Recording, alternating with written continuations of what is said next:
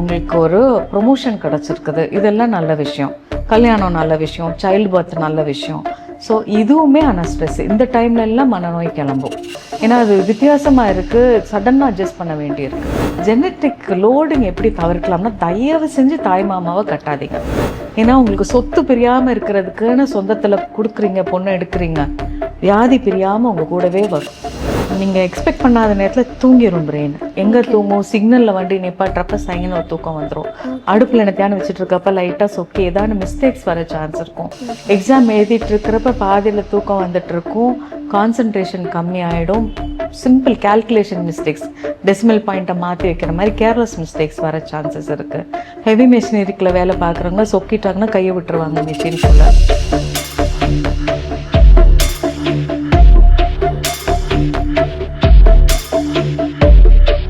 இந்த mental health problems வந்து எதனால வருது, அது வர்றதுக்கு வந்து எந்த மாதிரி எதிர்கொள்ளலாம் அப்படின்றத சொல்கிறீங்க?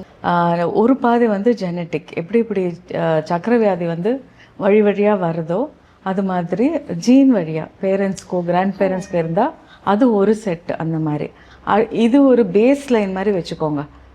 இதோட வாங்கிட்டு வர மாதிரி இந்த ஜெனட்டிக் டெண்டன்சியை வாங்கிட்டு வந்திருப்போம் பிறக்கிறப்பே. அதுக்கப்புறம் வந்து ஸ்ட்ரெஸ்ஸுன்னு சொல்லுவோம். ஏதான ஒரு சடன் ஸ்ட்ரெஸ்ஸு, லைஃப் பாட்டுக்கு போயிட்டு இருக்கு, சடனாக ஏதோ ஒன்று வருது, அந்த டைம் தான் இந்த வியாதி தலையை தூக்கும். ஸோ இந்த ரெண்டுமே இருக்கிறது வந்து எப்படி சொல்ல, டூவல் ஹிட் ஹைபோதசிஸ்ன்னு சொல்லுவாங்க. ஒரு ஜெனட்டிக் வல்னரபிலிட்டி, அதுக்கப்புறம் ஒரு ஸ்ட்ரெஸ் வர்றது. அந்த ஸ்ட்ரெஸ் வந்து நல்ல விஷயமாகவும் ஸ்ட்ரெஸ்ஸுன்னு தான் நாங்கள் கன்சிடர் பண்ணுவோம். நார்மல்லேருந்து ஒரு டிஃப்ரென்ஸ். இப்போ நல்ல விஷயம் எப்படின்னா, ஒரு கிரகப்பிரவேசம் வீட்டில் நடக்குது, அப்ராடுக்கு போகிறதுக்கு சான்ஸ் கிடச்சிருக்கு, உங்களுக்கு ஒரு ப்ரொமோஷன் கிடச்சிருக்குது, இதெல்லாம் நல்ல விஷயம். கல்யாணம் நல்ல விஷயம், சைல்டு பர்த் நல்ல விஷயம். ஸோ இதுவுமே ஆனால் ஸ்ட்ரெஸ் இந்த டைம்ல எல்லாம் மனநோய் கிளம்பும். ஏன்னா அது வித்தியாசமாக இருக்குது, சடனாக அட்ஜஸ்ட் பண்ண வேண்டியிருக்கு. அதனால அதே மாதிரி வேணாத இவெண்ட் நடக்கிறப்பையும், ஒரு ஆக்சிடெண்ட்டோ இல்லை வீட்டில் யாரோ பெரியவங்க தவறிட்டாங்களோ இல்லை நமக்கே ஏதோ ஃபிசிக்கல் ப்ராப்ளம்ஸ் வரப்போ அந்த மாதிரி வர சமயமே மனநோய் கிளம்பலாம். இப்போ காய்ச்சல் தலைவலியெல்லாம் வர மாதிரி இப்போ மனநோய் வருது அப்படின்னா அது வந்து நார்மலான ஒரு விஷயமா? ஏன்னா சொசைட்டியில் அது அந்த அளவுக்கு நார்மலாக பார்க்க மாட்டுறாங்க. அது இது மனநோய் வந்து அப்படியே ஆகாயத்துலேருந்துலாம் வரல. இப்போ நான் சொல்கிறேன், இப்போ உங்களுக்கு லங்ஸ்ன்னு இருந்துச்சுன்னா, இப்போ எப்படி சொல்ல, நுரையீரல்னு இருந்துச்சுன்னா ஒரு சளி பிடிக்குது, ஹார்ட்டுன்னு இருந்தால் ஒரு ஹார்ட் அட்டாக் வருது. பிரெயின் தானே மனசு, அதுக்கு ஒரு வியாதி வரக்கூடாதான் என்ன? அதுவும் நம்மளோட ஒரு ஆர்கன் தானே. அது நார்மலைஸ் பண்ணணும் என்னமோ. ஆமாம், நார்மலைஸ் பண்ணணும். தப்பிக்க முடியாது மனநோயிலேருந்து. ஏதாவது ஒன்று எப்பயானு ஒன்று நமக்கோ நம்மளை சார்ந்தவங்களுக்கோ வரதான் போகுது. இதை வர்றதை எந்த மாதிரி விஷயங்களை வச்சு எதிர்கொள்ளலாம்? மனநோய் வருது அப்படின்னா இதை எந்த மாதிரி விஷயங்களை வச்சு நம்ம தடுக்கலாம்? அது பெரிய பெரிய டாபிக்கு, ரொம்ப பெரிய டாபிக். நீங்கள் ஷார்ட்டாக சொல்லிடுங்க. இருங்க, மனநோய் வராமல் தடுக்கிறது எப்படின்னு நீங்கள் கேட்டிருக்கீங்க. நான் 2 விஷயம் சொன்னேன். ஜெனட்டிக்குன்னு சொன்னேன் ஒன்று, அப்புறம் ஸ்ட்ரெஸ்ஸுன்னு நான் சொன்னேன். ஜெனட்டிக் லோடிங் எப்படி தவிர்க்கலாம்னா, தயவு செஞ்சு தாய் மாமாவை கட்டாதீங்க, வேண்டுகோள். அதுக்கப்புறம் ரொம்ப க்ளோஸ் ரிலேட்டிவ், அத்தை பிள்ளை மாமா பிள்ளை கட்டுறதை தவிர்க்கவும். ஏன்னா உங்களுக்கு சொத்து பிரியாமல் இருக்கிறதுக்குன்னு சொந்தத்தில் கொடுக்குறீங்க, பொண்ணு எடுக்கிறீங்க, வியாதி பிரியாமல் உங்கள் கூடவே வரும். எப்படி அதே முகஜாடா அதே மாதிரி அச்சடிச்ச மாதிரி பிள்ளைகளை பெக்கிறோமோ, வியாதியும் நம்ம கூடயே வரும். அதனால ஜெனட்டிக் லோடிங்கை தவிர்க்கிறதுக்கு க்ளோஸ் ரிலேட்டிவ்ஸ்குள்ளே கல்யாணம் பண்ணுறது கண்டிப்பாக தவிருங்க. சைனாவில் போய் பொண்ணு எடுங்க. கம்ப்ளீட்டாக வேறு ஜீன் இருந்தால் ரொம்ப சந்தோஷம். முடிஞ்ச அளவு அந்நியங்கள் நீங்கள் பொண்ணு எடுத்து கொடுத்தீங்க அப்படின்னா உங்களுக்கு ஈஸியராக இருக்கும். இந்த வழி வர எல்லா டிசீஸையுமே தவிர்க்கலாம். மனநோய் மட்டும் இல்லை, இதே மாதிரி உங்களுக்கு டயபெட்டிஸு நீங்கள் பார்த்தீங்கன்னா தலைமுறையாக தாய் மாமாவை கட்டியிருப்பாங்க, அத்தைப்பிள்ளை மாம்பிள்ளைக்குள்ளே கட்டியிருப்பாங்க, தாத்தா பாட்டி ரிலேட்டட் அடுத்தடுத்து. அப்போ அந்த வீட்டில் பார்த்தீங்கன்னா காது கேட்காத பிள்ளைங்க, மன வளர்ச்சி குன்றிய பிள்ளைங்க, இந்த மாதிரி ஃபிசிக்கல் டிசீசஸுமே நம்ம கூடயே வரும். இது வந்து ஜெனட்டிக்லி வர டிசீஸை தவிர்க்கிறதுக்கு இது ஒன்று. செகண்ட், ஸ்ட்ரெஸ் தவிர்க்கிறதுக்கு நல்ல தூக்கம், ஆரோக்கியமான சாப்பாடு, எக்ஸசைஸ், அதுக்கப்புறம் மெயின்டைனிங் குட் ரிலேஷன்ஸ், எல்லாத்துக்கூடயும் சுமூகமாக கைண்டாக பழகிறது, அப்புறம் கடவுள் பக்தி நல்லா ப்ரொடெக்ட் பண்ணும் வியாதியில. கண்டிப்பாக வர்ஷிப் முக்கியம். ஓகே. இப்போ ஸ்லீப்பிங் டைமில் பார்த்தீங்கன்னா ரொம்ப லேக் ஆகிறதுனால, நைட்டு ஃபோன் டைம் அதிகமாக யூஸ் பண்ணுறதுனால வர பிரச்சனைகள்லாம் எந்த மாதிரி அஃபெக்ட் பண்ணுது மேம் லைஃப்பில்? ஆமாம், எல்லாருக்கும் கருவளையமாக வருது. ஓகே, இன்ஸ்டாகிராம், சோஷியல் மீடியா எல்லாமே ஹைலி அடிக்டிவ். நீங்கள் முதல்ல டோப்பமின் அப்படின்னு கேட்டிங்க தெரியுமா? ஒரு லைக்குமே ஒரு டோப்பமின் ஹிட்டுன்னு சொல்லுவாங்க. அந்த ஒரு ஒரு லைக்கை பார்த்தோன்னே சந்தோஷம் அள்ளிட்டு போயிடும்.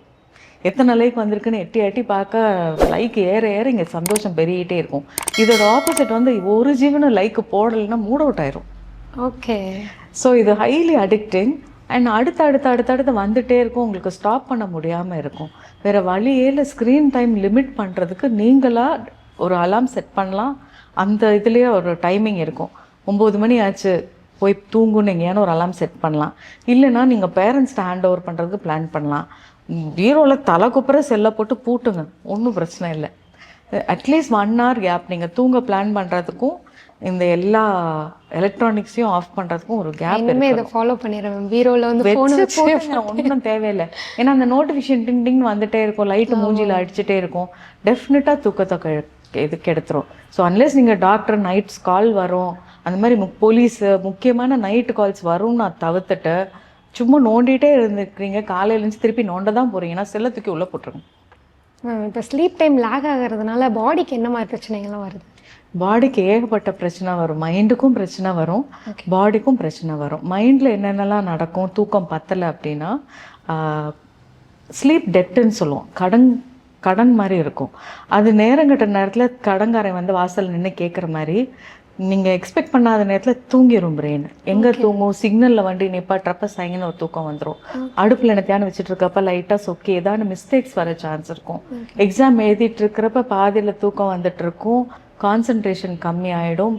சிம்பிள் கேல்குலேஷன் மிஸ்டேக்ஸ், டெசிமல் பாயிண்ட்டை மாற்றி வைக்கிற மாதிரி கேர்லெஸ் மிஸ்டேக்ஸ் வர சான்சஸ் இருக்குது. ஹெவி மெஷினரிக்குள்ளே வேலை பார்க்குறவங்க சொக்கிட்டாங்கன்னா கையை விட்டுருவாங்க மிஷின்குள்ளே. ஸோ இந்த மாதிரி பெரிய பெரிய விளைவுகள். நைட்டு ஃபுல்லாக வண்டி ஓட்டுறவங்க நைட் டைம் தான் ஆக்சிடென்ட்ஸ் நிறையா இருக்கும். அந்த நீங்கள் 2 to 4 AM பார்த்தீங்கன்னா தூங்கிடுவாங்க, டிவைடரில் விட்டுருவாங்க, மரத்தில் விட்டுருவாங்க. ஸோ அந்த தூக்கம் இல்லைன்னா பெரிய பெரிய விளைவுகள் வரும். மன நோய் கிளம்பும். நீங்கள் கண்டினியூஸாக 1 வாரம் தூங்காமல் இருந்தீங்க அப்படின்னா மேஜர் சைக்காட்ரிக் இல்னஸஸ் வரக்கூடிய வாய்ப்பு இருக்கிறவங்களுக்கு ரிலாப்ஸ் வர சான்ஸ் நிறையா. ஸோ ஒரு மேனிக் எபிசோடோ ஒரு ஸ்கிசோஃப்ரெனிக் எபிசோடோ மேஜர் டிப்ரெசிவ் இல்னஸோ கிளப்பி விட்ரும் நீங்கள் தூங்காமல் இருந்தீங்க அப்படின்னா. ஒரு நாள் தூங்காமல் இருந்தால் ஒன்றுமே பண்ணாது. இது சேர்த்து வைக்கிறோம். பல நாட்கள் விடாமல் தூங்காமல் உட்காந்துட்டே இருக்கும் அப்படின்னா சீரியஸான விளைவுகள் இருக்கும். பாடியில் இம்யூனிட்டி குறையில இருந்து வேணாத வியாதிகள் வர வரைக்கும் நிறைய கான்சிக்வன்ஸ். எவ்வளோ நேரம் தூங்கினா ஒரு போதுமான அளவு தூக்கம் அப்படின்னா எவ்வளோ நேரம்? பெஸ்ட் இண்டிகேட்டர் என்ன? நீங்கள் நல்லா தூங்கியிருக்கீங்க அப்படிங்கிற இண்டிகேட்டர் வந்து அடுத்த நாள் எந்திரிச்சோடனே நல்லா ரெஸ்ட் எடுத்த ஃபீலிங்கும், ஹோல் டேஸ் அப்படியே துவண்டு போகாமல் பிரைட்டாக இந்த மத்தியான டைம்லாம் சொக்கி விழுகாமல் அப்படி இருந்தீங்கன்னா உங்களுக்கு அடிக்வேட் தூக்கம் கிடச்சிருக்குன்னு அர்த்தம். ஒருத்தருக்கும் அந்த இது மாறும், அந்த ஸ்லீப் கோட்டா மாறும். ஆக்சுவலாக ஏஜ் வைஸும் மாறும். ரொம்ப சின்ன குழந்தைங்களுக்கு 18 மணி நேரம் தூக்கம் வேணும். அடல்ட்ஸ் அப்படின்னு ப்ராடாக ஒரு கேட்டகரி சொன்னோம்னா 8 hours வேணும். டீனேஜர்ஸ் 10 hours தூங்கினா சந்தோஷம். ப்ரெக்னென்ட் விமனும் எக்ஸ்ட்ரா தூங்கினா சந்தோஷம். ரொம்ப எல்டர்லி பீப்புள், வீட்டில் 80 வயசு அந்த மாதிரி இருக்கவங்களுக்கு வராது தூக்கம். அவங்களுக்கு வந்துட்டு ஒரு 6 hours தூக்கம் இருந்தாலே பெருசு. அவங்க இன்ஸ்டால்மெண்ட்டில் தூங்கி பழகிருப்பாங்க, காலையில் கொஞ்சம் மத்தியானம் கொஞ்சம் அப்படின்னு சொன்னேன். ஸோ எல்லாருமே மத்தியான தூக்கம் தூங்குறது தப்பு கிடையாது. பட் அது குட்டி தூக்கமாக இருக்கும். ஒரு பவர் நேப்புன்னு சொல்லுவாங்க இல்லையா, குட்டி அந்த காக்கா தூக்கம். காக்கா தூக்கமாக சொல்லுவாங்க. காக்கா குளியல் தானே சொல்லுவாங்க. புதுசாக ஒரு காக்கா தூக்கம் நானாக கண்டுபிடிச்சி வச்சுருக்கேன். சில மாமியார் இருக்கிறாங்க, நாத்தனார்மார் இருக்கிறாங்க. இந்த மாதிரி இருந்துச்சுன்னா கல்யாணம் ஒரு கொடுமை. என்ன அப்படின்னா பிரிகிறது வந்து இப்போ கொஞ்சம் கஷ்டம் ஆயிடுச்சு. கெட்ட பேரும் வந்துடுது. டிவோர்ஸி அப்படிங்கிற ஒரு பட்டம் நல்லா இல்லை. பையங்களுக்கும் அதே கஷ்டம்தான். இந்த லேடிஸ்க்கு மட்டுமே இல்லை. முதல் கல்யாணம், 2வது கல்யாணம் பசங்களுக்குமே கஷ்டம்தான். பிடிக்காது, தன்னை பிடிக்காது, சுற்றி உள்ளவங்க பிடிக்காது, இப்படியே தோணிக்கிட்டே இருக்கும். எனர்ஜியே இருக்காது, சாப்பிட பிடிக்காது, தூங்கவே மாட்டாங்க, தூக்கம் வரவே வராது. கொஞ்ச நாள் கழிச்சுட்டு எதுக்கு இருக்கோன்னு தோணிடும், நம்ம போயிடலாமா, செத்துடலாம் அப்படின்ட்டு தோணிக்கிட்டே இருக்கும். அந்த அளவுக்கு உங்களுக்கு ஃப்ரெண்ட்ஸும் ரிலேட்டிவ் சர்க்கிளும் இருக்குதுன்னா அது எல்லாமே நமக்கு ப்ரொடெக்ஷன் ஃப்ரம் ஸ்ட்ரெஸ். அதே மாதிரி ஒரு ரிலீஜியஸ் பேக்ரவுண்ட் இருக்கிறவங்க ஸ்ட்ரெஸ்ஸை பெட்டராக டாலரேட் பண்ணுறாங்க.